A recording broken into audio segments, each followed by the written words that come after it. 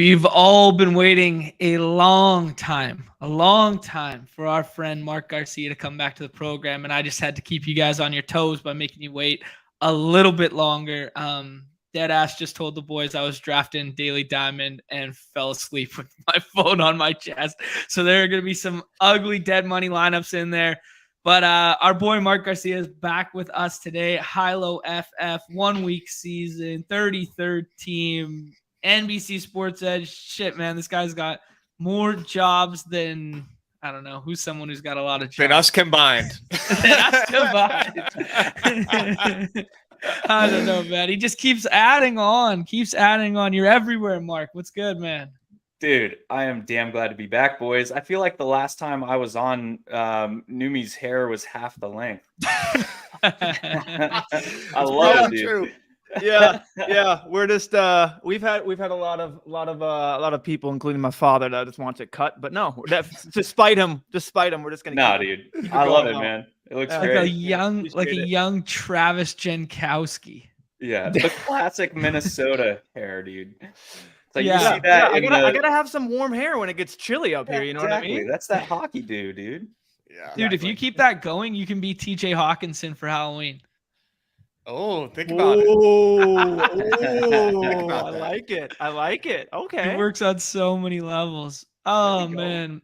Mark, we made a behind closed door pact here that you and I are both obsessed with the game theory stuff. We are obsessed with the daily stuff, the basketball stuff, obviously.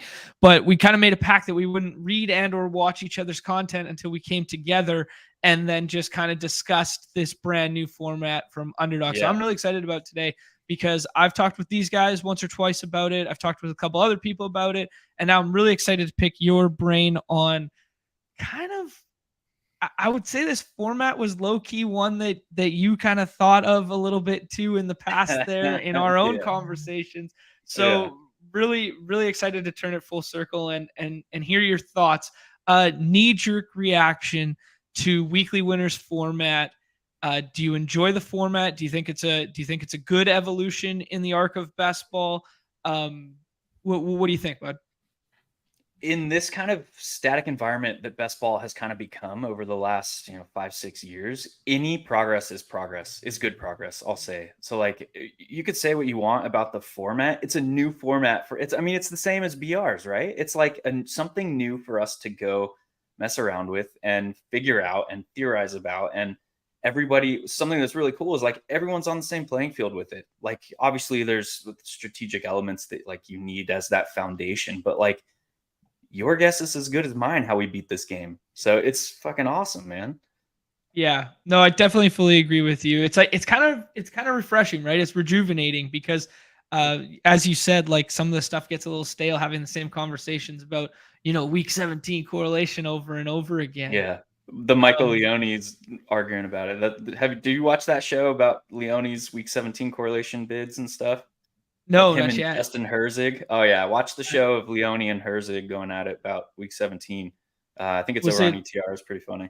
Yeah, ETR one. I haven't seen that one seen that one yet. Actually, as I was falling asleep drafting in bed again, or re-falling asleep this morning, I was watching the Crane versus King Cap versus Liam versus Herzig from yesterday. Yeah, I was intrigued by the drama.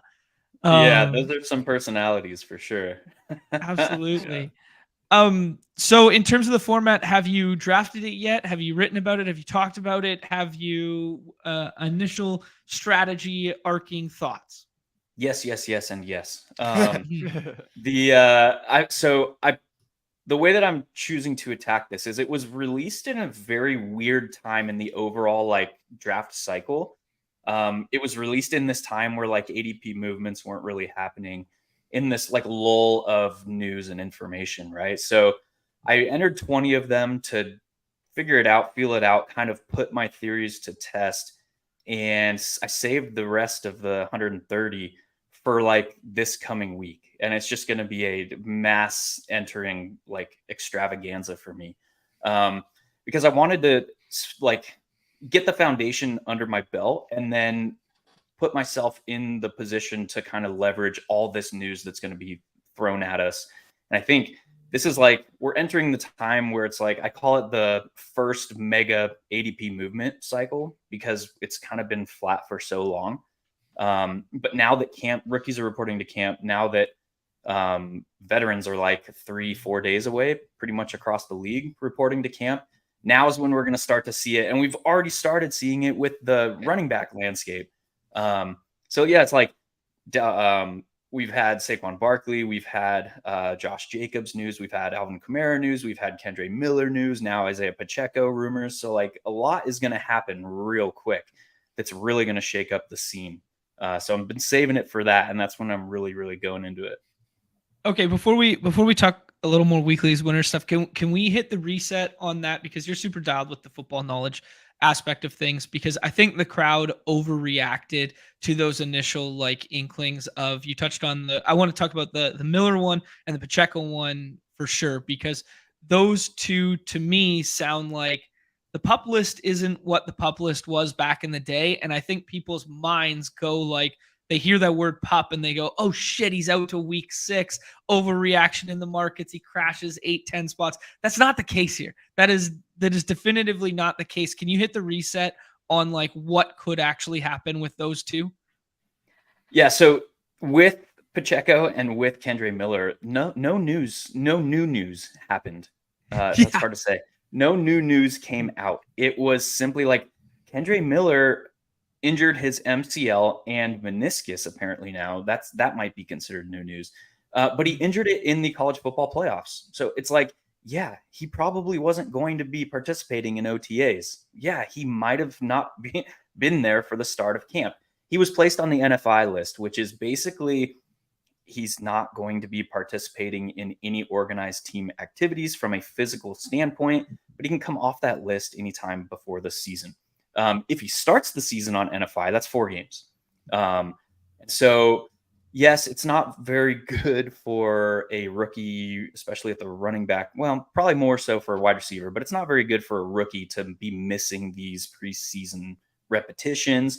Obviously, transitioning to the NFL, the speed of the NFL game is a thing. Like, you need the repetitions. But I would argue probably running back is probably the position that is least important for that. As far as like you talk about rookie wide receivers, tight ends, and quarterbacks, those are highly important to get those repetitions. So whatever. I mean, I don't know. I'm not overreacting to it. I was not a believer, a buyer in Kendre Miller's price when these contests all opened, because I knew he was probably not going to be participating. There's probably going to be that overreaction factor. So I was kind of gobbling up Kamara, where he fell to like his lowest ADP was like 101, 102. Has since the news came out last week, I think it was the end of last week, where he entered that plea deal. He's dropping back down to like 94 in BBMs, but I digress a little bit. I've been attacking Jamal Williams because of that, but look at Pacheco. It's like, yeah, he had the injury to his shoulder and he had the injury to his thumb, I believe. Two things that like we've known about for 5-6 months at this point. So kind of knew that Pacheco, but the most telling thing to me is like the Kansas City Chiefs did absolutely nothing at running back the entire offseason. Yeah. Like, yeah, exactly. Nice. Yeah, I mean, you look at what Pacheco is for that team, and he didn't really become a starter really until week 10 of last season. He is just that like straight ahead, we need 4 yards type running back, because the dynamism of Kansas City's offense and stuff like that, like he was able to be effective in that role. He has good vision and he has good abilities to make one cut and go upfield. What they have behind him is CEH and Jerick McKinnon, basically. I mean, we're not talking about Deneric yet, but like CEH and Jerick have kind of overlapping skill sets that are not that. They are not the straightforward get us 4 downs type thing. So it's like, what are they going to do if Pacheco is not ready for the regular season? Well, in my mind, it's Kareem Hunt is probably the best bet of like the current free agent running backs. Like Leonard Fournette is like gone, and he has overlapping skill sets of Jerick McKinnon and CEH. So it's not going to be him. It's not going to be Dalvin because they're not going to pay a running back. It's not going to be Zeke. Well, maybe it could be Zeke. Zeke is kind of that prototype, that archetype, but he wants his money. And so it's probably not going to be him. So it's like, who do they bring in? It's like, well, I don't know. Kareem Hunt's got a little bit of history with old Andy there. Yeah. I don't know. But yeah, it's non-news at this point. Yeah. I kind of set you up for that one because, well, A, I wanted your take on it, and B, I wanted to spin it into weekly winners and like how some of this might be exploitable because what one of my very first kind of strategy-based points for weekly winners was targeting weeks early in the season because they're ones in which we think we know the most about now comparative to late. And I've been doing a lot of Taysom Hill. I've been doing a lot of, I was going to say Jonathan Williams. I've been doing a lot of Jamal Williams because of the looming. Yeah. Oh, damn right I am. Yeah. I'm still asleep. But like I've been targeting like these archetypes where it's like their spike weeks can come early. I was doing a lot of CEH in like the 16th through 18th round as well, because if you just turn the calendar back to last year, what happened with CEH? Well, you had 2 huge spike weeks, but 20-point plus spike weeks. People forget. Like we thought we were gonna see like, oh, there's CEH. Like there he is. Like he was no brainer. Like you didn't take the RB1 on the Chiefs, you bozo, and then what happened? Yeah, exactly. So I don't know. I think that's a good little turn into the weekly winner stuff here. Strategy speaking, do you target specific weeks? Do you target early in the season? Have you been grouping the bye weeks? What are your thoughts there? I think my thoughts are there are no right way to do it, but there are probably many wrong ways. Interesting. Okay. I am not a proponent of targeting a week. I just think that you are setting yourself up you're taking a 17-week contest and turning it into a 1-week contest for that roster. Yep. So you're already taking a low hit rate type contest because we have to remember that only 3% of rosters in this contest are going to even cash on a given week. So while it is very flat, while like $205,000 are paid out each week, 20,000 of which go to first place. So that's like from our DFS perspective, a very, very flat contest. And if you like the EV per draft that you make in these contests is you're expecting to min cash 47% hit rate on a single roster. That's like the 3% times 17. In the same vein, like each week, only 3% of entries are cashing on a given week. And if you think about what it's going to take to even cash, and I kind of worked my theoretical, like how I'm going to attack game plan in this contest back from the result and worked backwards. So thinking about the result, you're probably going to need the highest overall skill position points on a given week. So whether that is tight end, whether that's running back, whether that's wide receiver, we don't know, but you're going to need the overall point getter on a given week. You're also highly likely, I put the range in the 80 to 85% range of going to need the top producing quarterback. And in conjunction with that, you're going to need like a top 1 to 3 tight end score. So like working that backwards kind of dictated how I'm attacking this contest. And it's like, I'm going to assume at a very high rate that the top overall point scorer in a week is coming from the first 3 rounds. Somewhere it's going to be, 80, 90% range. From that, I just have to assume that like I am now drafting as if the player that I selected, one of the 3 players that I selected in the first 3 rounds on this draft is going to be a top point getter. So now how do I set my lineup to achieve the best success, the best EV from there? I see a lot of talk about the onesies at the onesies position, which is hilarious to me. And I'm sure it is to you too, John, because we were talking about that in the BBM last year and got basically run off the stage. And now it's like a thing. And I actually don't think it is probably optimal if we could play out this season on an infinite scale. The problem is we don't need optimal likely to win this contest, even with 18 draft spots and for only 9 roster spots.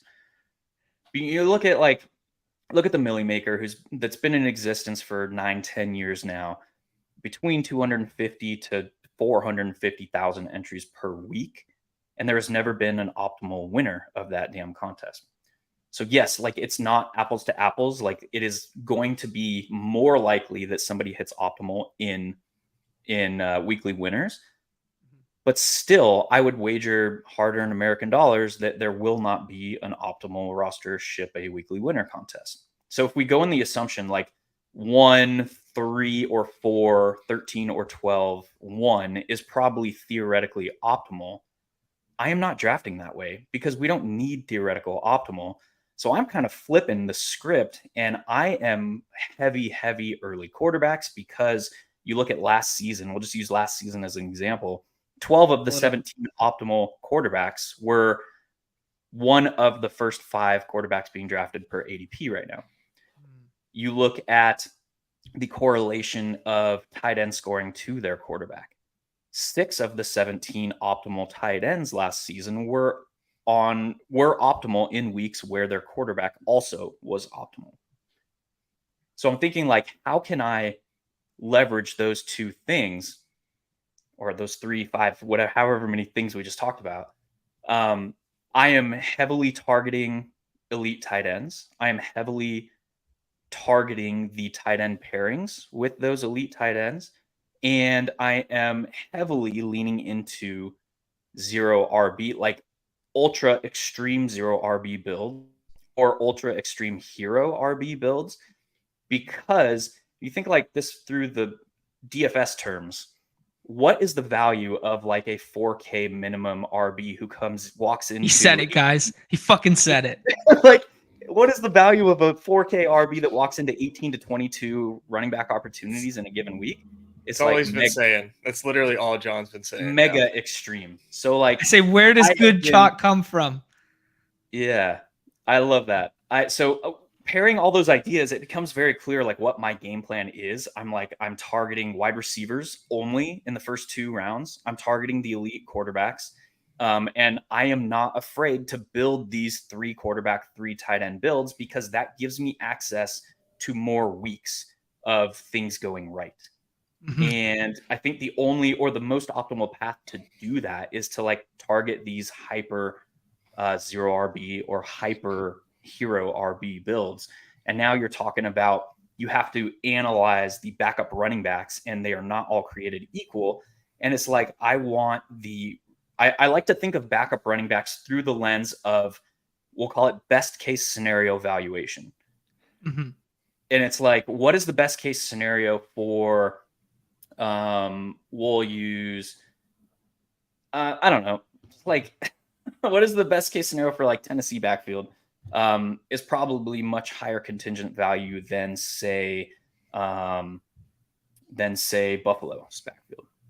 Okay. Same vein, Chicago's backfield. There's a lot of ambiguity, but I'm targeting those pieces pretty heavily because it's we know that backfield has value. Mm-hmm. It's just very hard to say who in that backfield, and it might change throughout the season. And mm-hmm. It's you draft a hyper fragile or a hyper 0 RB roster, and you're pulling your Tyler Algiers in Atlanta. You're pulling your Dante Foreman's. You're pulling your Tajay in Tennessee. And it's those are the type of backs that have value. Also, Philadelphia's backfield is extremely under appreciated right now. It's mm-hmm. I can get Tyler Swift in the 7th, 8th round, and I can get Rashad Penny, and I can play them together on a lineup in this idea of hyper fragile 0 RB. Hell yeah, give me all of that. I'll pair them together all day, and I'll do it on a 4 or 5 running back build. Yeah. So Miami's backfield is another good example. It's we know the backfield probably has value, but we don't know who it's going to be on a weekly basis. Just draft them together, dude. So safe to say you're kind of playing for ultimate chaos, and thus probably looking to make most of your money in this contest later in the season when this chaos is like in full swing, right? Like, well, I'm not gonna. Yeah, well, yes and no. I'm not gonna sit here in July and pretend that I know when the chaos is gonna happen. There's gonna be chaos in the beginning of the season. I'm simply trying to leverage variance in a different way than the field is. I think this is the simplest way to put it. Gotcha. And with that variance too, like with your 0 RB builds, what percentage do you anticipate going like single QB when putting these lineups together? And I'm wondering your thoughts on that in general. I don't think I will have any single QB or single tight end rosters in this contest. I find that like really shocking from you. Like, are you planning on, like, when you draft one of these teams, I feel like if you take first, like I feel like taking first in 1 week, like that's a success. That's guaranteed success. And to me, by not doing that, by going 2 QB, it sounds like you're trying to win like more than 1 week, you know? Like I'm kind of I think it's possible. I think it's possible. If you draft a single quarterback or a single tight end roster, you're basically, based on historical data, you're basically saying, I'm turning the 17-week contest into a max 2 to 3 week contest. And you look at, like, last year, Joe Burrow was the optimal quarterback 3 times, and that was max. Like, Patrick Mahomes was once. Like, Patrick Mahomes was once. So you think you're safe and comfy by drafting like a top end quarterback. You're like, I'm done. Now you're basically effectively playing for 2 weeks out of the season on that roster. And that EV is going to be lower than if you build 2 quarterback plus rosters, where now you have access to more of the game tree more frequently. That's a really good point there, Mark, that I want to harp on again. There is, even when we look for the floor ceiling combo from the elite quarterback position, you said right off the hop there that you think you'll probably have to be near optimal at the quarterback position to win an isolated week. Well, if we look at Patrick Mahomes last year and just look at his scores that he's put up, his 37 week was outdone by the Justin Fields one. The only time in which he was the highest scoring overall QB1 on the season was week 1 of last year with 35 points. Yeah. Very interesting. So like he's going to have a high cash rate. So like you could draft Patrick Mahomes and 1 quarterback build, and you'll probably have a good chance to cash more than once in the season. But this isn't about cashing. Like I want the chance. And if I draft like a portfolio of 2-3 quarterback builds when the field is utilizing 1 quarterback builds at a higher rate, I'm going to have more kind of access to the game tree and shots on goal kind of to have the rest of the pieces fall into place. Because I think the starting point is in game plan generation, you have to have either field observations or assumptions of field tendencies in order to generate that game plan. And my assumption, my starting point for that is like, I need the top point producer at either running back or wide receiver, and I need close to or the optimal quarterback and tight end pairing for a given week to have a chance to actually win. And that's what it's all about. Is like, you got to win to realize expected value. We're hunting for the 99.9% outcome here. And if that is, go ahead. Okay. Well, in that vein, the 2 biggest targets that I've been a huge proponent of and I've put on damn near every single roster is Justin Fields and Taysom Hill. And I've done it on ones where I've done 2 QB, and I've done it on ones where even tight end ones where I had Kelsey. I've added Taysom Hill because I think there are no archetype of player outside of those 2 that offer the same ADP price threshold to ceiling combo that could win an isolated week. Is there merit in that thought process? Is it too gal brain? Should I be diversifying more than that? No, I don't think so. I think, yes, I've identified those 2 players as well. The caveat that you threw in about like upside versus ADP removes some of the players that I was going to add to that list, but I would add Jalen Hurts because he's a guy with the butt push and with all the stuff that can put a single week out of reach. He may or not bring in a player with him.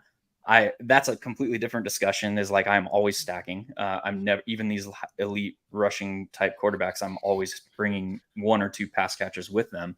And it's at a high rate going to be the tight end. I would add George Kittle because he's a guy that can like get there without bringing his quarterback along. Like he can do it. So like outside, and those are like the two at each position. It's like Jalen Hurts and Justin Fields are guys that I'm less worried about like going out of my way of like finding the elite guys to pair with him. And then it's George Kittle and Taysom Hill at tight end that like they can fit on any build. You don't have to be forcing the issue because they will fit on any build because of the per game upside that they bring. Yeah. Okay, cool. So roster construction wise, what has this led you to be building out? I mean, if you're prioritizing the early wide receivers and elite quarterbacks, my mind instantly thinks most of your builds are going to be 2 quarterback. Most of them are going to be 3 tight end, and most of them are going to be capped at like 6 or 7 wide receiver. And then you're throwing all the scatter shot at the running back position. Is that true, or am I off base? And again, I've only done 20, but like I'm theorizing like what my optimal game plan is in this contest. It's between 2 and 3 quarterbacks. It's between 2 and 3 tight ends. More biased to tight ends that are paired with my quarterback. So I will reach because the hit rate was so extreme last year. I mean, 6 out of 17 weeks, the optimal quarterback and tight end came from the same team and they hit in the same time. So like that did, I mean, even if you extend back to last season, it's like 7 of 33, 32, 17 and 16, 33. 7 of 33. So even that hit rate is higher than the utilization by the field of those quarterback and tight end pairings. So that's something I'm going out of my way. I'm not afraid to reach to make that happen because once week 1 kicks off, like ADP means jack shit. It's just a tool to get to an end. So I will leverage that. So most of mine are 2-3 quarterback and then 2-3 tight ends. Typically paired with the quarterback and then adding in George Kittle and Taysom Hill. And then I'm kind of taking the variance to an extreme and I'm doing it at the running back position because from my observations, that's something the field isn't doing. So I am prioritizing those quarterback and tight end pairings and the elites. And I'm prioritizing elite wide receivers because they simply give you more. You look at running back scoring compared to wide receiver scoring. And across the league, running back scoring has now become flatter because of the state of the NFL. Obviously, there's going to be your Joe Mixon, like 56 pointers that come out of nowhere. But the separators at wide receiver are often greater than the separator scores at running back. So if scoring is flatter, I'm just like, I probably don't need optimal at running back. Whereas at a higher rate, the top overall score on a slate is more likely to come from wide receivers. So I'm prioritizing those elite wide receivers. And then just like whatever happens at running back, we'll see. I'm just going to leverage variance and I'm not going to sacrifice wide receiver depth to attack running back depth. So that is a more variant position to take, but I'm just trudging out like 0 RB, hero RB builds that are also just 5 or 6 running back builds, dependent on what I do at quarterback and tight end. All right. Yeah. No, I agree with a lot of what you're saying and where your head is at. I was just taking a more extreme approach to it in terms of the ones at the onesies with just, playing for isolated weeks and that kind of extreme thing. Have you thought at all about ownership and just kind of like the scroll the F down? Because I've gotten pretty wild and pretty gal brain with my last 3, 5, whatever picks in these contests. And I've just gone rogue with my scroll down running backs. Like I've got some Matt Breida in there if I'm playing for the first 3 weeks because I think Saquon's holding out. I've got Latavius Murray in there. I've got, these kind of like real gross guys who can fall into the end zone twice because of the volatility at running back. And it's primarily only at the running back position. Am I going too far with it? Am I thinking about ownership too insane? Should I be thinking about more just raw points scored? What are your thoughts there? My stance on this idea of ownership, and when you talk about ownership in best ball, it's like the overall roster. We have to have a starting point, and my starting point is like even in the BBM or even across like all of the best ball drafts that are drafted this season, the mathematical chances of having two rosters that are the exact same is next to zero. It's like shuffling a deck of cards. There's just too many combinations. Obviously, we don't have 52 iterations there. We have 18, but mathematically, we will not have two rosters that are exactly the same in any contest. So with that starting point, now I break down to where does combinatorial ownership or the pairing of players, where does that actually matter? However you want to think about that. Where does that actually matter? To me, it matters in the first 3 to 5 rounds and the last 3 to 5 rounds. The stuff in the middle doesn't really affect anything. So because like you think about like the archetype of player that is available in those rounds, scoring is very flat in the last 3 to 5 rounds because it's a bunch of players that either have extreme ambiguity or similar median projections to where it's all clumped together. And then you look at the first 3 to 5 rounds, and those are the players that have like the overall one at a given position within their range of outcomes. Talking about a week perspective.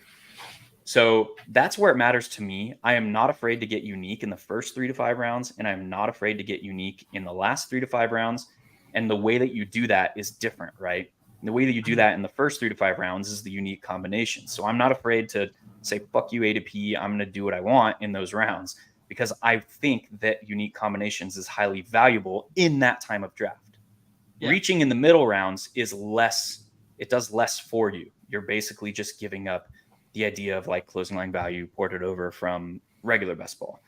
Mm-hmm. When you get to the last 3 to 5 rounds, particularly in weekly winners, the way you get unique is scroll the fuck down. Like we need to get players that are not drafted at a high rate, because what is the difference between some of the backup running backs that are being drafted in every draft or 95% of the time in rounds 17, 18 versus the guys that are drafted 5% of the time because they don't have an ADP?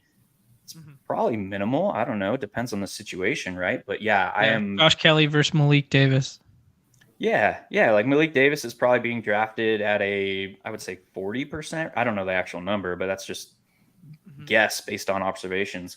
Pierre Strong early in the season was not being drafted, and now like I feel like Todd Burrows and myself have just like made him a thing. It's like he goes like almost every draft now. Yeah, so now he goes every draft. So what's the difference between Pierre Strong and some of these guys that are not being drafted at all? It's very, very minimal, probably. Yeah. I want to go back real quick to your strategy that you're talking about, where you're like really taking zero RB to like the next level. And I think that that's really smart in this contest. And I've been kind of saying that for BBM as well, taking like almost going hyper fragile wide receiver. It's like we have this principle for running backs, assuming they stay healthy. Why can't we apply those hyper fragile health assumptions to wide receivers? And I think this is the perfect contest to like put that into practice. What's the fewest number of wide receivers maybe that you've taken so far, or that you would take in a contest like this? Would you ever do 5? No, you wouldn't go that far. No, because we have to look at like the balance of range of outcomes versus ADP. And in the first, like tier 1 and tier 2 running backs versus wide receivers, the hit rate and how I'm analyzing this is top 3 at the position. So because we can play 3 wide receivers or 3 running backs like on a roster in a given week. So the hit rate of like finishing top 3 at the position for the tier 1 and tier 2 at wide receiver and running back is higher for wide receivers in that range. So that led me to like, I want to be making sure that I'm leaving the first 5 rounds with at least 2 of those elite wide receivers. And because quarterbacks have been pushed up in this format, which is a good, like the field is getting that right. It's not a good thing for our bottom line because we want those guys, but the field is getting that right based on like 12 out of 17 weeks last week. The optimal was one of the quarterbacks being drafted in the top 5.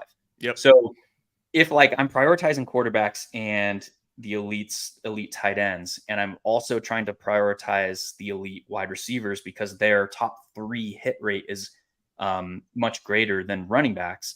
And if you look at running backs last year compared to wide receivers, it's like Justin Jefferson was top 3 at the position almost 3 times as often as Austin Eckler, who did it twice. So just last year? Yeah. Austin Eckler hit 30 points like 4 times last year. Twice, wasn't it? 4. 4? Yeah, you're right. 17, 7, 5, and 4. yeah. You best check yourself. Yeah, I'm not but sure. You could say that for continue. McCaffrey, anybody else. Yeah. Mm-hmm. You could say it for McCaffrey versus Justin Jefferson. Yeah. I forgot where I was going. I just got proven wrong. So everything I've said up to this point doesn't mean yeah. It's all malarkey. It's all malarkey. Yeah. Well, it sounds like you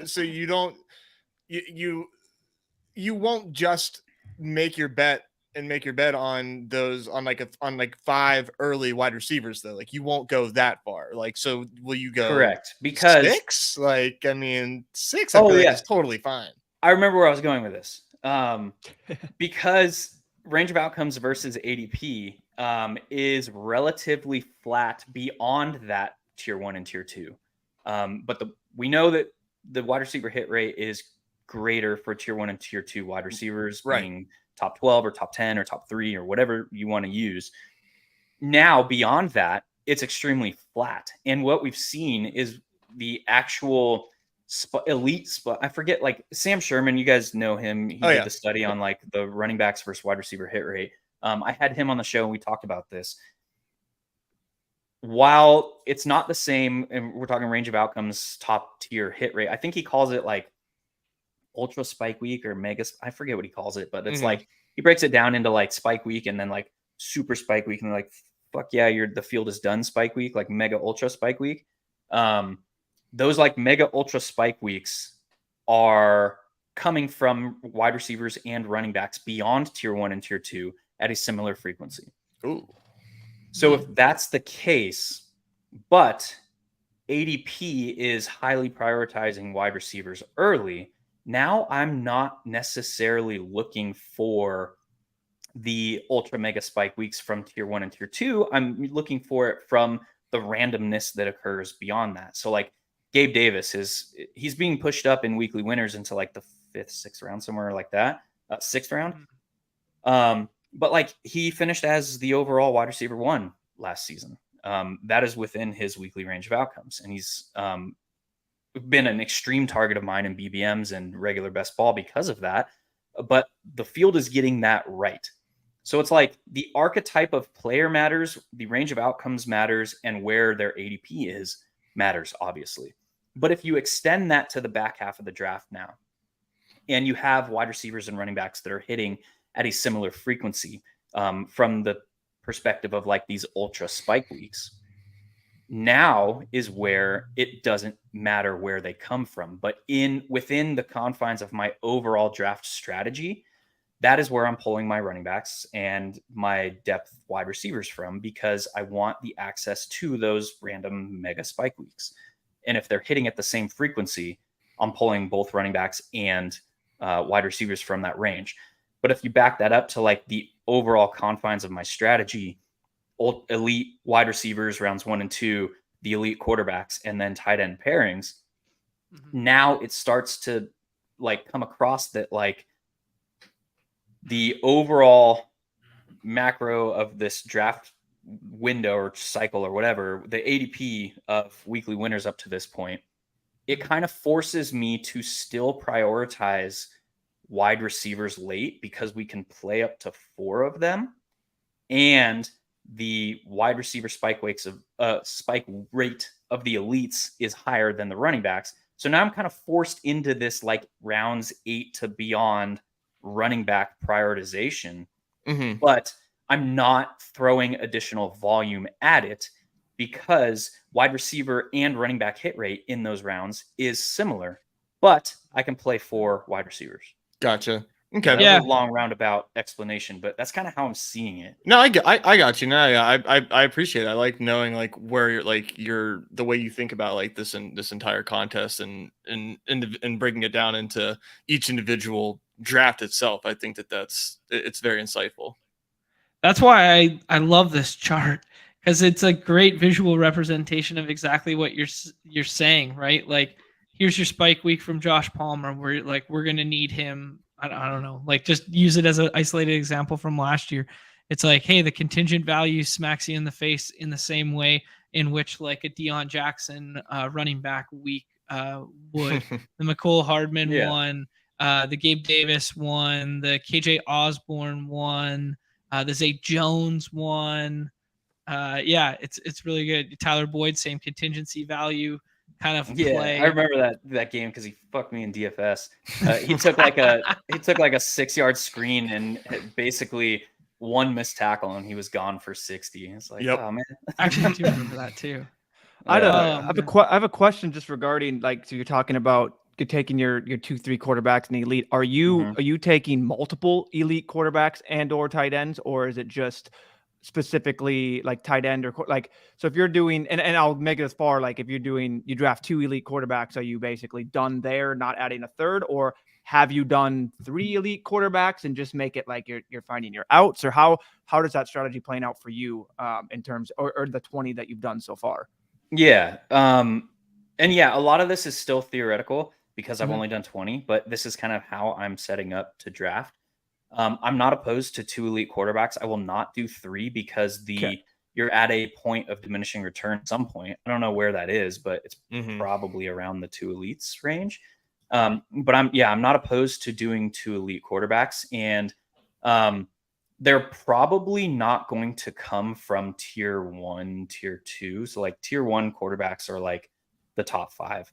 Tier 2, now you're adding in like Justin Herbert and Jacksonville, and like these Justin Fields is probably in tier 2 as well. Whoa, watch out. Yeah, I mean it ends at Lamar Jackson. Tier 1 ends at Lamar Jackson, dude. For sure. Just being real. But so like probably you're going to those drafts are going to be like 1 from tier 1, 1 from tier 2, and then I'm not opposed to adding like a Tua to a roster where I already have like a tier 1 and tier 2 quarterback. I'm not opposed to adding like a Russell Wilson. I'm not opposed to adding like a Matthew Stafford, because those guys are on offenses that they could provide a week where they are optimal.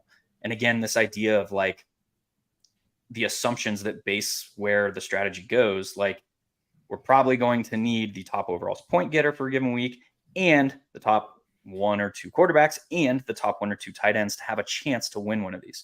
So if I build an entire portfolio of 150 rosters that have 2 and 3 quarterbacks, that just gives me more opportunities to have the rest fall into place a given week. The pushback to that is like, hey, you're giving up diminishing returns. You're giving up somebody is going to have that quarterback on a roster in a 1 quarterback build. And it's like, if that is theoretical optimal, but I'm of the opinion we don't need theoretical optimal to win a week.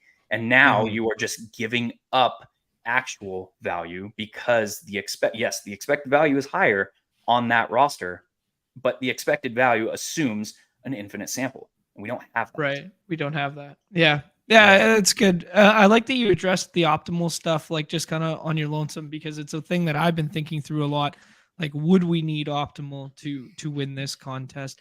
Another thing with the diminishing returns stuff is, do you think there's a tipping point in diminishing returns with stacking? Because a couple of my builds, what I've done is I've gone over correlated onslaught stacks with mini divisional bringbacks or mini early in the season calendar bringbacks. But I've done like a Ravens stack with like 5 Ravens, where it's like, I've done Isaiah Likely on there. I've done, even Justice Hill on one of them, whether he's on the roster or not. They love his ass. But I don't know. I had James Prochet on one of them, where I've just gone crazy with seeking that tethered spike week from, a quarterback and tandem. But I think maybe it was a little too overzealous. I've gone too far. Like maybe there is diminishing returns after stacking like 2 to 3. Where do you come out on that? I mean, theoretically, yes, there is. Excuse me, there is diminishing returns. But again, that's that discussion of like, one, we don't know what that point is. And two, we likely don't need theoretical optimal to win a week. So yes, it's a higher variance approach and it's not going to hit as frequently. It's just by the numbers. But we don't know what that tipping point is at this point. Yeah. Could you guess? Do you have a benchmark? Do you have any idea? Like, will you not go over 5 correlated pieces? Will you not go over, 4 correlated pieces? Me personally, I am adopting a DFS mindset about those kind of guidelines. So for me, I am not going over 3 correlated pieces with a quarterback. And because I'm not targeting like a point of the season, or I mean, I do that like rookies with Jameson Williams together and like backup running backs, like saying like it's likelier that they all hit like at the end of the season. But I'm not necessarily like targeting a given week. And because I'm not doing that or a given like time, really the extent of that is like divisional stuff. And even then, divisional matchups typically play tighter because they've seen each other twice a year. They know each other a little bit better. So even then, like the discussion could be like that might be suboptimal, but I don't know. I mean, who knows at this point? Yeah. No, absolutely. Yeah, I think that's what makes this contest so great is you do the shrug your shoulders, who knows, so frequently. It's like, oh, yeah. That's how I'm building. Yeah. This interesting little note from Nick here. Lenny working out for the Pats today. Good for him, dude. That's probably best case scenario for Ramondre Stevenson. I think that's his first workout of the offseason, just in general. He's on the Eddie Lacy program. Talking about the elite wide receivers, do you have a lean here? I would click Stephon Diggs. I've been leaning CeeDee Lamb actually. Oh, let's do it. And it's funny because I have basically been anti CeeDee Lamb in regular best ball. I'm underweight regular, and that might be a factor of why I'm targeting him heavier, because now I'm bringing in like weekly winners into portfolio management as well. As far as player exposures and correlations and stacks and all that shit goes. But you look at the data last season and based on like the offenses that they are, it is likelier that CeeDee Lamb provides like top 3 scores when compared to Stephon Diggs in a vacuum, just because like Josh Allen can do so much on his own. And there is some added like caveat to this discussion because like both teams are different this season. But Stephon Diggs was like the consistent producer, the high floor type guy. He provided that one spike week, but CeeDee Lamb kind of brings a different element. And I think CeeDee Lamb has, and from myself as well, been kind of shit on because of Kellen Moore being gone and the addition of Brandon Cooks. And but I think Dallas, because of who they are, they're probably going to need to score some points this season. Totally agree. We see those elite quarterbacks jumping the shark here. Mark, where does your mind go with our next pick here? I wish they weren't going, because I was going to say reach for Andrews to try and get that L-Jack stack, but it's probably Garrett Wilson and just see what happens. Okay. I'm good with either. Where are you guys at? I like Garrett Wilson in this contest. I think I like him more in this contest than I do in BBM. Nice. I think that's fair. Yeah. With the way that we've seen Aaron Rodgers like play in the past, where he will absolutely, I mean, like granted, he played most of what we've seen him in his career has been with Devontae Adams or just like a alpha period.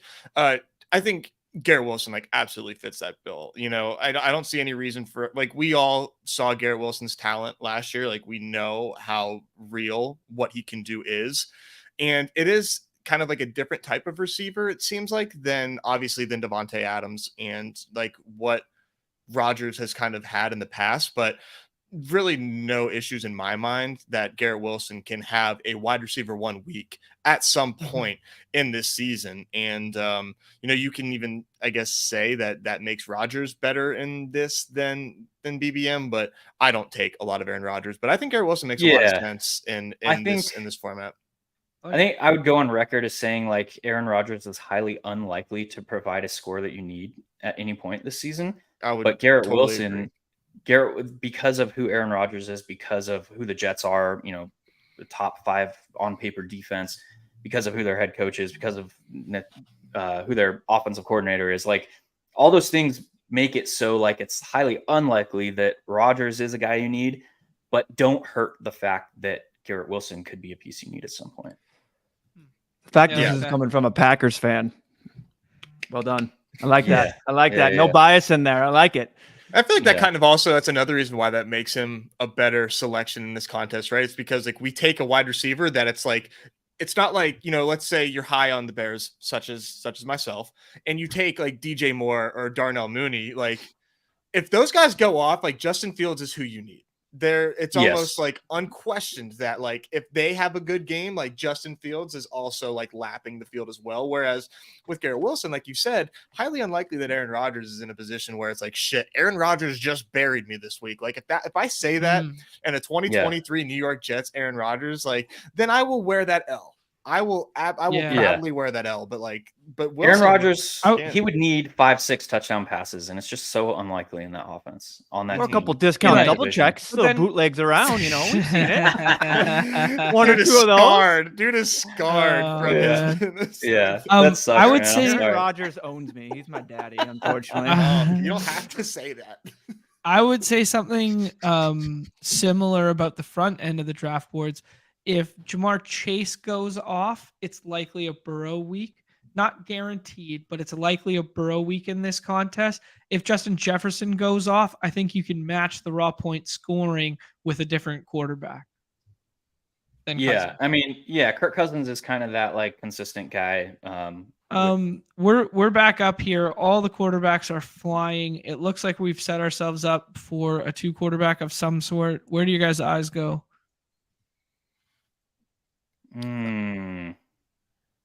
If you want to get a QB, like you can get a Herbert stacking partner later, but that's kind of a crazy. Go Amari. Oh, okay. Interesting. Right. Yeah, go Amari. Okay. He's a guy that's been sliding down a little bit in weekly winners compared to BBMs and stuff like that. But he's another guy that I would say I would talk about in the same vein as Garrett Wilson. Right. It's highly unlikely that Deshaun Watson is optimal at any point this season, but that does not discount the fact that like Amari Cooper earns targets enough to like he could be at some point. He did have one slate breaking game last year. I think it was like week 15, something like that, after Watson was back. Week 12 and week 8. So week 12 he put up 29 points, and then week 8 that's the one he put up 21 points. Like he had 1, 2, 3, 4, 5 games over 20 points last season, and that was with like Watson and Brissett. I can see where he played at home and away. He doesn't travel. Yeah. He doesn't travel. He stays at home. Yep. It's kind of funny. So now I almost wanted to take Herbert. I can say his name because the guy in front of us he already has a quarterback. So now is like when I'm like, okay, Herbert is a tier 2 quarterback. I know his stacking partners are already gone, but I'm prioritizing the tight end stack. So now is a time where I'm like, yeah, I'll take Herbert. I don't care what people think of me because I don't have one of his primaries. You also have QJ who's sitting there later. So I like Herbert here. Kind of fits what my overall strategy is. I'm high on Chargers in general. I would have taken Kittle there. I think I would have taken with the previous pick on the Amari, I would have taken Debo. Then I would have taken Kittle on the way back and kind of played for those spike weeks because I think Debo and Kittle have like insane ceilings on a week-to-week basis. You're looking you at weeks drafting 5. Purdy You're looking at weeks 5 and 6 there, aren't you, John? I might be. Yeah, John's looking at. He's like, I'm trying to win week 5 and 6 out here. So his whole brain is just like, I would have done this. This is great. You know what? You know what's kind of interesting? Just to lap our Garrett Wilson pick again. I think a lot of people, and myself included, kind of think of Garrett. Like when I think of Garrett Wilson, I kind of think of him like doing a lot of like yak stuff with just based on like how quick and like snappy he is, like with the ball in his hands.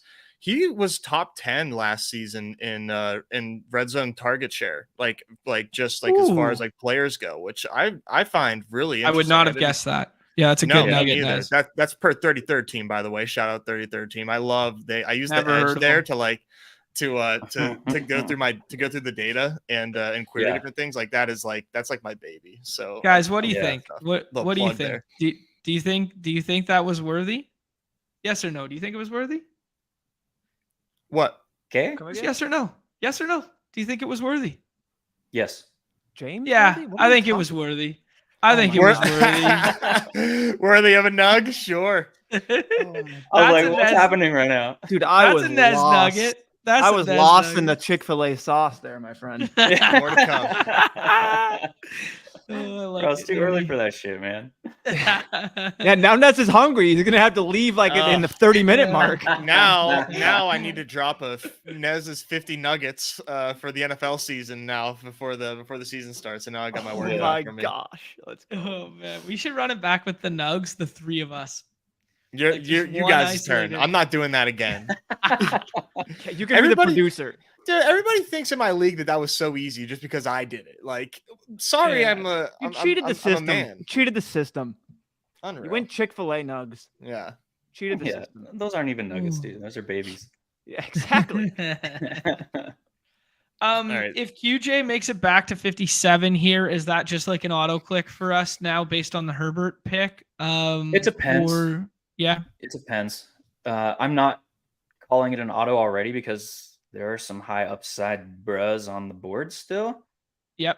And he can probably fall back to us too. At least around the like corner. am I gonna say QJ is an auto over Brandon Ayuk or I don't even want to say his name. Yeah, because that'll happen.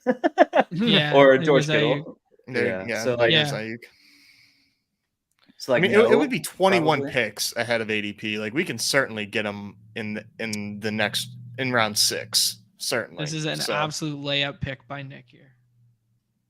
Yeah, we'll see if it happens.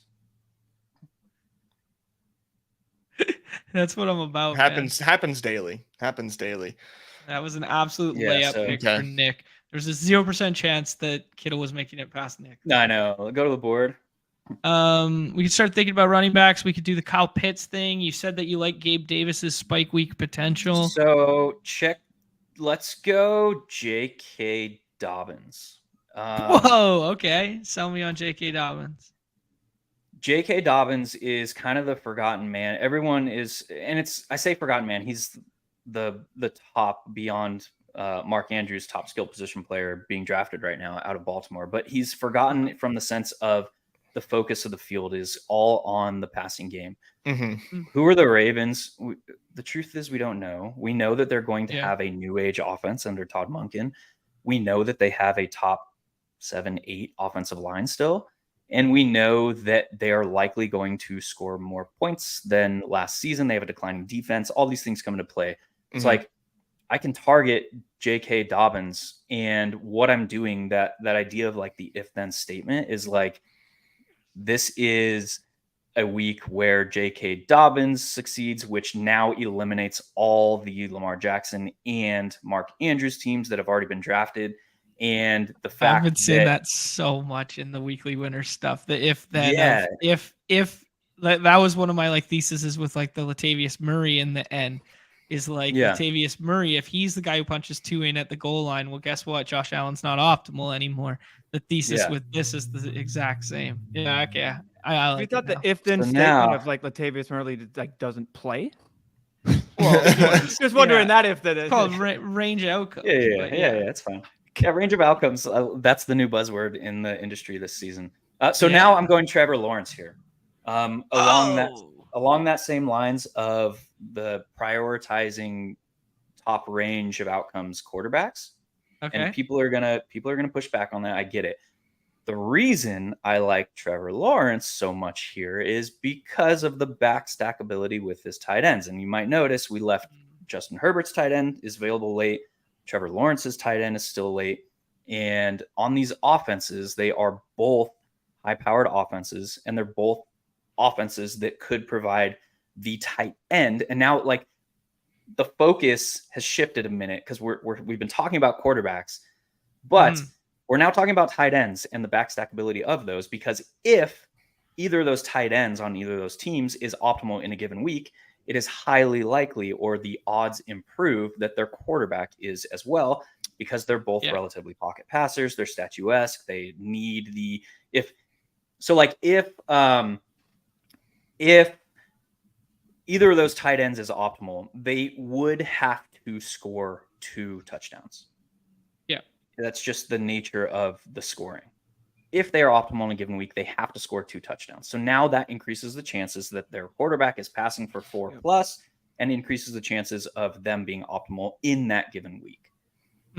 This has me reminiscent of our BRs, where it's just you get your points from these studs, and then you just get the quick mini stack of the QB and the tight end, and you hope that tight end, and then obviously if that tight end goes off, the QB's right there with them.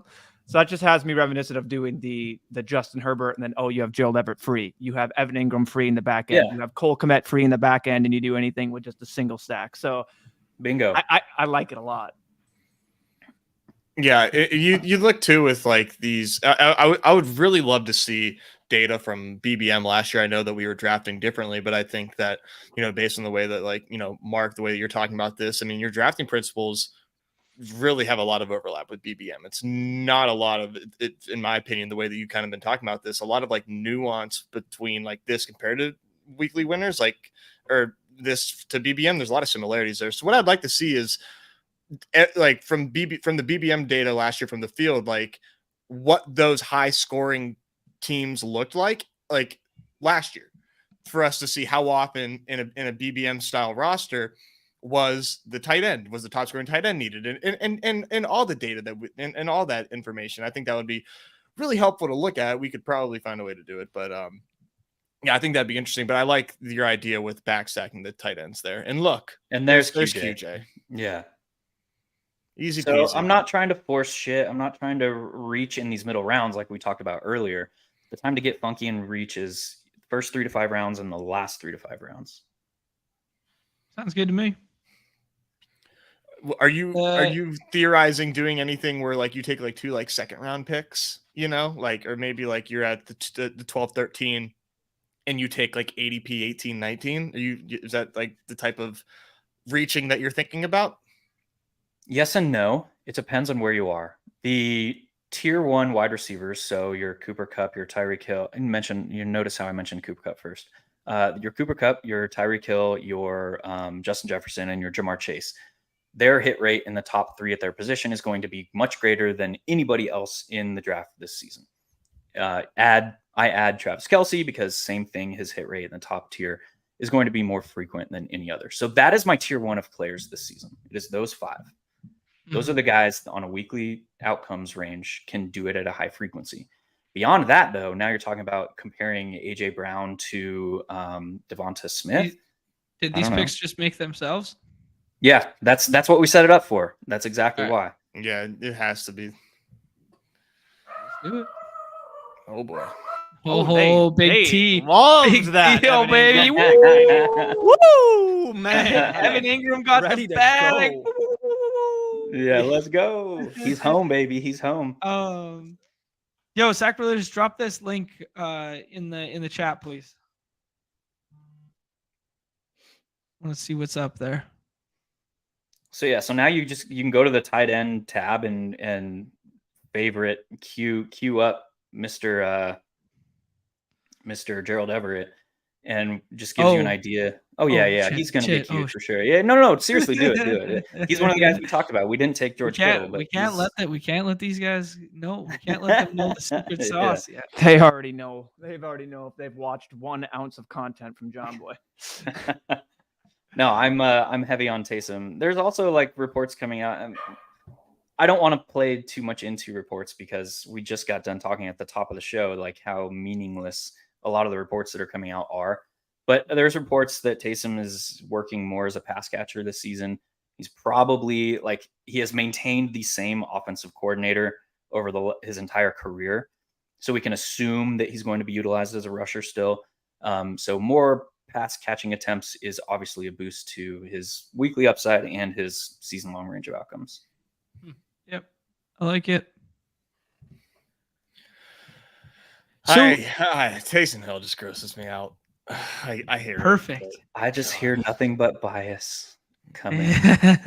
I mean, at the end, but I don't know, man. Dude, he is the fantasy troll, and I get it, but I want some of that, those troll weeks. Dude, he might be RB2 for the first 4 weeks of the season. He mattered. Yeah. He mattered once last year. That's it. He matters, Nez. I heard you say he mattered.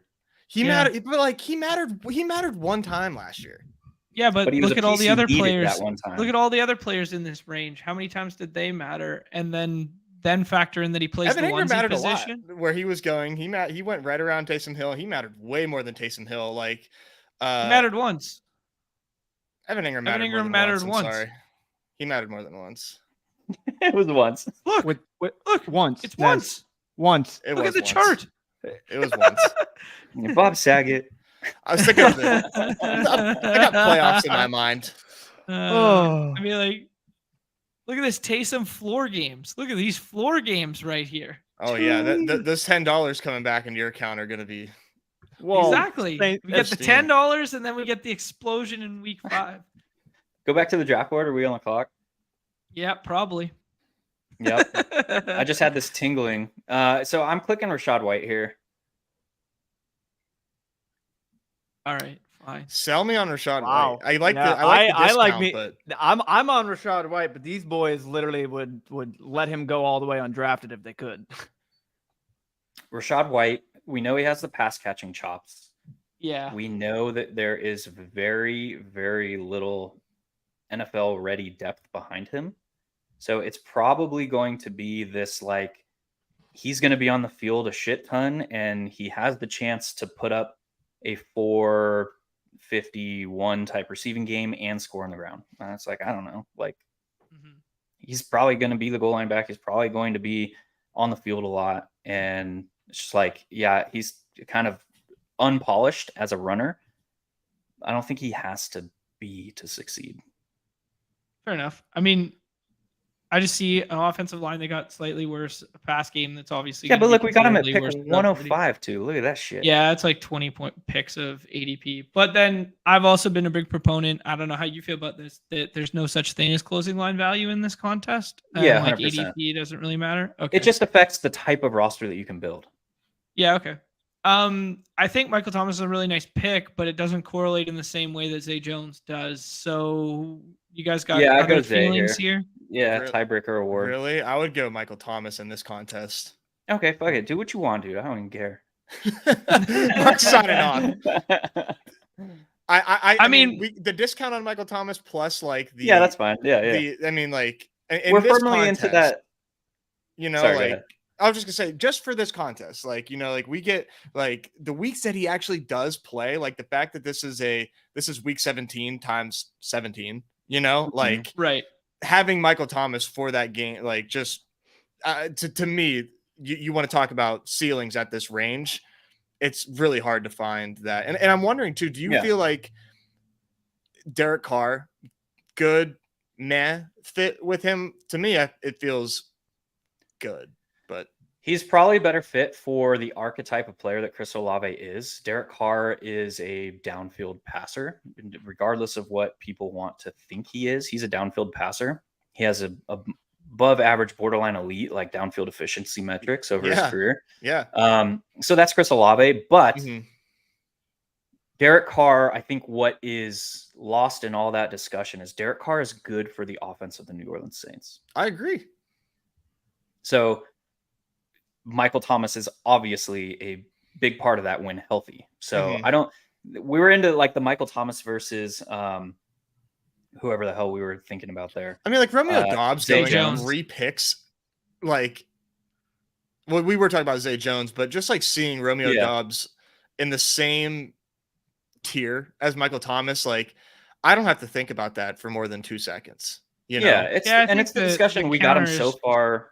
We got him so far beyond ADP. Let's like that discussion of like what's more important if we're porting over like BBM mentality. Like what's more important, closing line value or team stacks? Like we don't know. Mm-hmm. I don't know, dude. But so either of those picks, that's why I didn't push back. Like either of those picks is totally good. It's an interesting debate because in theory, like team stacks would be more important in like isolated weeks, right? Because like when the quarterback goes off, he brings blah blah blah.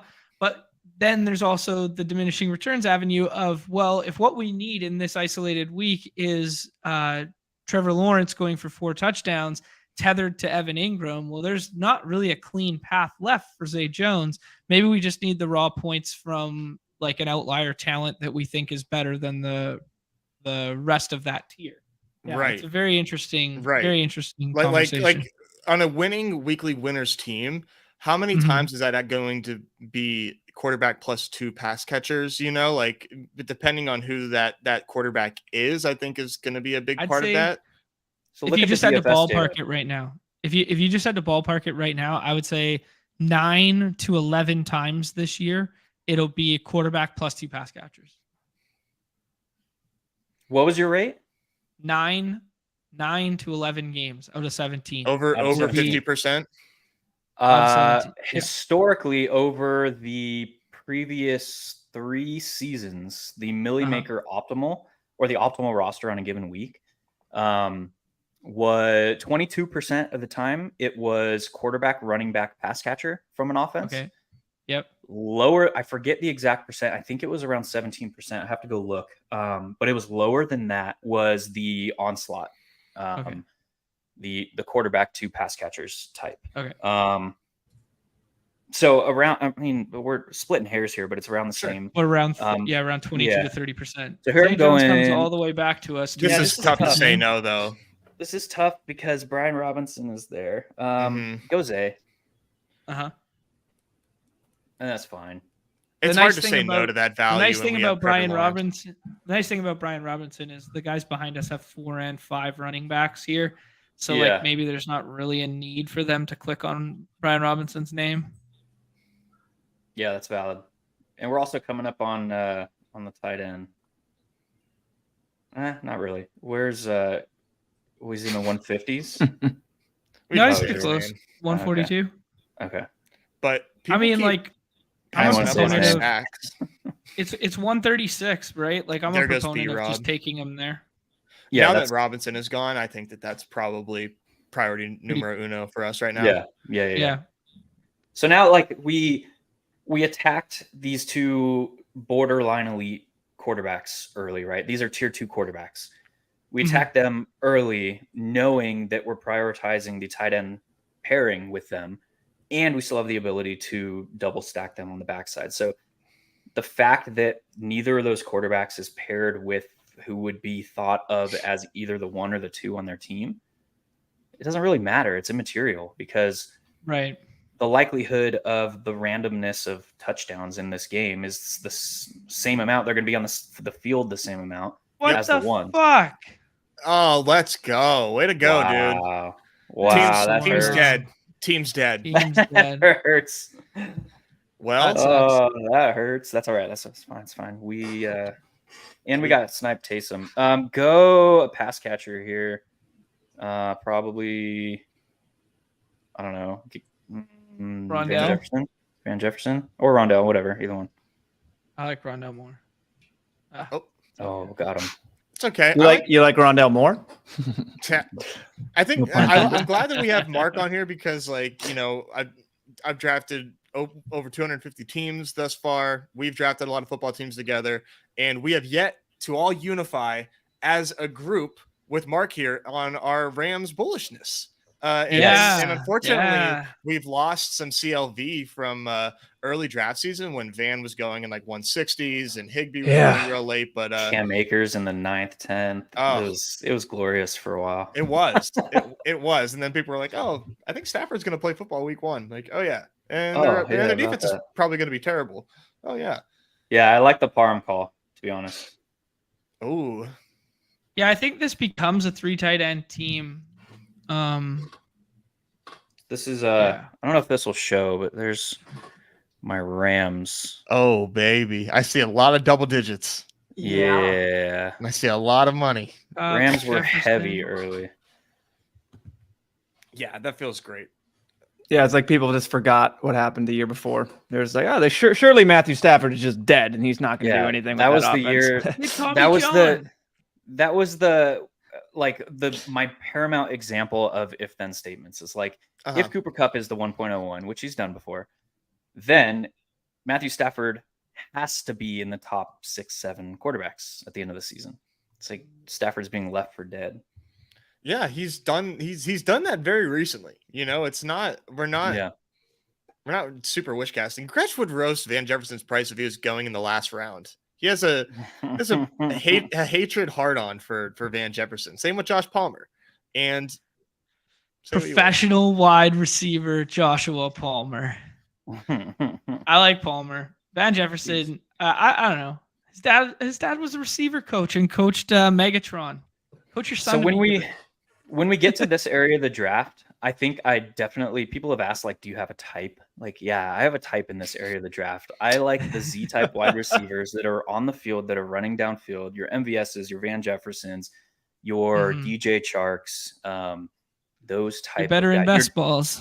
Darius Slayton's, like, yeah, give me those guys, because this is where typically you're going to see those spike weeks come from. And that's why, like, Rondale Moore in this format is probably, I don't know, it depends, because like he's probably more likely to provide more like 20 plus point weeks, and probably far less likely to provide 25 plus point weeks. Rondale Moore, man, I like Rondale Moore, right? But I just feel like if we probably should have seen his like evidence of like a really big ceiling game from him by now, if he's had that in his bag. But his route tree is like, you know, to be honest, you really got to like stomach that. To be honest, I think Greg Dortch is just a better football player. No, right? Like I think Greg Dortch is a better wide receiver than Rondale Moore. Like when it comes to how you evaluate a wide receiver, like yeah, Rondale Moore is really athletic and he can jump really high. And he doesn't run any real routes. Yes. Oh fuck! I want to Gainwell. No, take Tank, dude. So we just talked about the quarterback, running back. And Tank's contingency value is off the charts, I think, this year. Yeah, he's going to be the pass catcher, especially. Nez, I'm confused. Playing for one isolated week either. It makes more sense too. Yeah, I'm confused with the Rondale Moore, but yet you're just all in on a guy that's probably the 6th option on the team in Josh Palmer. I'm not all in. Every stream, it's Josh Palmer this, Josh Palmer that. And we haven't said his name since months ago. 3 seconds ago. Oh my goodness. Like that guy is the definition of mid and replacement level. And he goes in the last round. For good reason. Hello? This is why I came, boys. This is why I came. Marvin Mims. Let's keep going. Wide receivers. We need a running back. Or we could go Tyler Algier. I think I like Tyler Algier. I like building out. Yeah. That's fine. That's fine. I mean, dude, on this team, this is like what we need. Like we are taking a lot of running backs on this team. And Tyler Algier, I think, one, has standalone value and has, in this range especially, and maybe among running backs in the NFL, the most contingency value in the NFL. With Bijan Robinson, like if Bijan Robinson goes down, this team made a lot of improvements, not just with Bijan, of course, but just in general. Like Algier was good last year. he was good, and now if you give him an opportunity, if God forbid, like I said, I have a lot of Bijan. I don't want that to happen, but if it does happen, Algier goes. If that were to happen preseason, Algier's ADP, he probably goes ahead of Rachaad White. Yeah. I would think that he would gain that much steam. Yeah. I buy it. I won't refute it. We'll put it that way. Yeah, I won't refute it. What are you guys' takes on ceiling quarterbacks who have thin paths right now in terms of we don't know what their playing time is going to look like in the weekly winners format? I think across the board in any format, Kyler Murray is probably one of the more slept on quarterbacks. Yeah, he's my favorite pick. Yeah. I love him so much in BBM. Yeah. And I like on him this in BBM build, more than here, I think. on this build Yeah, me is too. something like I wouldn't be opposed to taking a third quarterback like Kyler Murray, because now like when he's healthy, he's probably a tier 2-3 type guy. It's like from my theorizing, and it's fun because you can backstack him with secondaries on the Cardinals. So like your Keontae Ingrams. So like if Kyler misses time, that's just time where James Conner can get hurt. Right. And it's like, who's behind him? It's, I don't know, Keontae Ingram. It's gross, but yeah. No, I've taken Ingram a couple times in this contest. It's not Ito Benjamin anymore. Like, I don't know. I thought Keontae Ingram was a decent prospect and looked all right. Okay, let's think about this roster for a second. We only have one tight end. Are we doing the Donald Parham thing in the last round? Probably. And I'm probably going to want another one as well. So, yeah. What about an Isaiah likely contingency value? How many running backs do we have? We have 4 backs. We only have 4. We're going to need to slam running back, and I have 2 names that I want to take in these next 2 picks, basically. Okay, I like CEH right here because of the if-then statement of that and the kind of like news right now. And I like Zamir White a lot. I think it fits. Who do you guys prefer? I would probably say CEH if you were going to give me the option between those 2. I still think that Jacobs and Barkley play football week 1. Okay. So each has an interesting range of outcomes. And if you look at just their initial reaction to Monday coming and passing, Saquon Barkley legitimate said it is what it is. He's just like, whatever, man. So that sounds like whatever, dude, I'm going to play football. Yeah. Josh Jacobs has not even signed his franchise tag yet. And he was very, very outspoken on Twitter. Yeah. And he was liking tweets that were like, this shit's fucked. He was retweeting stuff that was like, whatever. And then like on Sunday, he said on Twitter, I'm not looking to reset the running back market.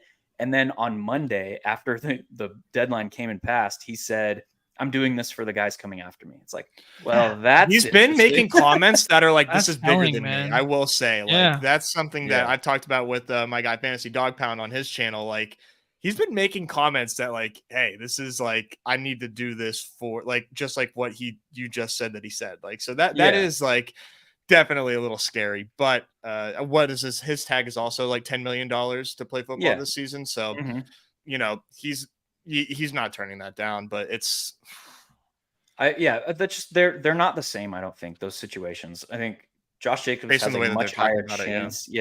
Much higher chance probably to extend this to right before the season or into the season. Yeah. So do you guys want to do it here? Yeah, I mean, there's nothing else that we need. Yeah, we need tight end, but we've gotten frozen out at tight end. I'm not gonna lie, guys. I'm not gonna lie, we kind of got I think this team's dead, but I mean it needs like at the Evan Ingram spike week pop, but like getting froze out on the Kittle pick, kind of that, and then Everett going right in front of us, kind of, I don't know. I would have reached on Taysom. So what did you do? 2, 6, 7, 3? Go to tight ends, and there's some guys that are going back here that I think have at least the chance. What I want to say real quick is we have 60 in here and about like 26 to 27 likes. Get them right, Newman. Get them right. That's pathetic. For having Mark in here, giving us near an hour and a half of his time, and we don't even have half. That's bad. That's bad. So just you guys know the drill. Anyway, back to your regular schedule programming. All right, we got to see how dead Blake's team is. Dead from the jump. All right, Nick Chubb in the first round, dead, buddy. Didn't you hear? You need running backs that catch passes. Josh Jacobs there in the 4th. Like, I mean, if you start to get some 4th round Josh Jacobs, that's gonna be fun. Yeah. The Deshaun with Elijah. Okay. Your team's fine with DPJ as well. Come on. DPJ. It's Just want us to say your team's nice. Yeah, he does it all the time. He's like, oh, roast my attempt. It's like, I didn't study for that test at all. I failed. Get that airtime, dude. He tricked us. Yes, I feel like this probably has to be 3 tight ends. No, the last 2 picks are going tight ends. And I have 2 particular in mind that are still on the board. Okay, perfect. That's great. Because I have none left because Taysom Hill's gone. So I actually don't know the name of any other tight end. So that's all he has. When this is all said and done, we're just gonna need. There's one. We're gonna need your top exposure, and I cannot wait to see like 80% Taysom throughout every contest. Love to see it. Better be. I actually just took Taysom in Scott Fishbowl too. You know, people forget. It's fucking tight end premium, idiots. And points per carry. Yeah, and points per carry. Points per carry and tight end premium, and nobody's taking Taysom Hill. These fucking idiots. The games are. Of course you did. The games are so alive, man. The people think they're sharp. They're not fucking sharp. I'm done with these guys. I want to guess who Mark is going to say that for us to take here. Okay, you guess Mark's pick. Okay, go. All right, wait. As soon as we get to 10 seconds, because Asset's got 3 tight ends. He's not taking another, and he's got Taysom Hill. His lineup is set, locked in. Are you gonna tell us Jake Ferguson? Yes, sir. Yes. Interesting. Okay, cool. I mean, like, I totally see the case for Jake Ferguson, but I would love to hear like from you because I saw you had a lot of Jake Ferguson in your exposures. I do. He's actually my highest. Well, I think he's my highest on player right now. Across the board. Okay, why? Hold on. I want to fact check that. Oh, he is not. He's my 3rd highest. JMO is my highest. Yes. Let's go. Jake Ferguson. We know Dallas is probably going to score some points this season. We know that they drafted a tight end in third round. When was it? I don't know. 2nd, 3rd round. Schoonmaker. Yeah, Schoonmaker. But Schoonmaker missed all of OTAs, and we talked about hold on, let's make this pick. This is going to be a toss-up between Luke Musgrave and Cade Otton for me. Or, Donald. We got to go Donald. You're right. You want to do the Donald Parm? Yeah, I think so. Contingency value and fits this. All you need is a Gerald rarity. Parm. Yeah. God, Newbie Peanut Gallery is elite. That's what I'm here for. I don't provide anything else. So I PSM, baby. Almost forgot about Donald Parham, so that was a good call. All right, Nick. I do like those shots you made. Ooh, okay. See, like, these are the picks I like. You know, Nick said he had a nasty boy for us in the last round there, and he takes Zach Moss. Zach Moss. Yeah, doing the little Deion Jackson style handcuff. Wow. I respect it. That's what you need, I think. Yeah. You need to get fun in these final 3 to 5 rounds. Yeah, for sure. Yeah. So you see how like we didn't freak out about running backs. So we took high contingency guys. Mm-hmm. And it's just like, I'd rather prioritize the positions where we are going to need the top overall. And it's going to happen at a high rate at wide receiver. Yeah. Well, yeah. We got I got you. We got frozed out. Yeah, if I could go back in time, I don't take J.K. Dobbins. I take George Kittle right there, and then I like this team a lot more. If Don could go back in time, he would basically select any person that's not on this team and then go back and select the same team he's done over and over and over. I like pushing the envelope too on those like onesie guys. Like Kittle lasted 2 picks prior. I mean, it was highly unlikely it was coming back, but like you're saying there's a chance.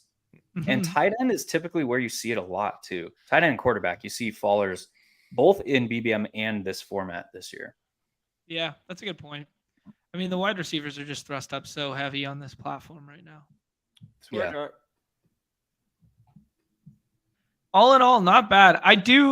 Okay, like from a theoretical standpoint, I do really agree with the tethering your quarterbacks. If you're going to do 2 and they're not the upper echelon rushing floor guys, tethering them to the tight ends for the correlation makes the most sense, even more so than like backstacking wide receivers. I really like that. And then I really like the 2 elite wide receiver starts in this format, both in terms of like outlying ceiling plus floor. And I do like doing it in somewhat rarer or unique combinations, as like Nez suggested, where you kind of like flip one of like the middling second round guys. So instead of just double tapping the CeeDee Lamb plus Amon-Ra St. Brown or CeeDee Lamb plus Devontae Adams every single time, you kind of mix in some back one there. But recap it here and see what you guys think. Ended up with a 2, 6, 7, 3. Didn't prioritize any week or any bye week. Herbert, Trevor Lawrence, Dobbins, White, Bigsby, Algier, CEH, Zamir White, CeeDee Lamb, Garrett Wilson, Amari Cooper, Quinn Johnston, Michael Thomas, Zay Jones, Van Jefferson, Evan Ingram, Jake Ferguson, Donald Parham. What do you think, Mark? Yeah, so based on like the stances I'm taking and the assumptions that are driving my game plan development, a lot of my rosters are probably going to come out of this looking fairly gross because it's that idea of embracing variance where the field is not. The field is very comfy embracing variance at quarterback and tight end in this format. And I'm kind of flipping that on its head and saying, well, the field is not embracing variance at running back where we know that the injury rate is the highest of any position. So I don't know. It looks gross on paper. But from a like, are we placing ourselves in an optimal position to leverage variance? Like, I don't know, probably. And are we going to have maybe 3 to 4 weeks where we could have a chance instead of just 1? Probably. So I think it accomplishes what we were trying to do. I like it. I like what we did. I will say, I think most Trevor Lawrence teams are going to have where we took other players. We'll have Calvin Ridley and Christian Kirk, where we opted for CeeDee Lamb and other elite wide receivers. So, and while giving us outs with the stacks to Ingram and Zay Jones. So, of course, like on its face, it looks thin, but I like where we have embraced ourselves for variance in different spots of this team. And this is definitely like a late bloomer type of team. This is one that you'll want to keep an eye on as the season goes on. If, Bigsby establishes his role, if White really like turns into an alpha, then I think that this is a casher.